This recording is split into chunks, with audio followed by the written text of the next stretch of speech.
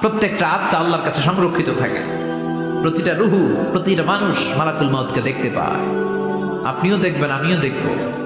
মুমিনদের কাছে এসে মালাকুল মাউত একজন যুবকের বেশে সাদা ধবধবে জুব্বা পরে সুগন্ধি মেখে মুমূর্ষু ব্যক্তির শিওরে বসে বসে বলে, ইয়া আইয়াতুহান নাফসুল মুতমাইন্না, হে প্রশান্ত আত্মা, উখরুজি ইলা মাগফিরাতুল্লাহি ওয়া রিদওয়ানি, আল্লাহর ক্ষমা আর দয়ার দিকে বের হয়ে আসো। বলা মাত্রই মুমিনের আত্মাটা স্মুথলি বের হয়ে আসে। কাফান মিন আকফানিল জান্নাহ, হানুত মিন হানুতিল জান্নাহ, জান্নাত থেকে আনা সুগন্ধি কাফনের মধ্যে পেঁচিয়ে তিনি রূহটাকে নিয়ে ইল্লিনে চলে যায়। সরাসরি দেখে মালাকুল মাউতকে।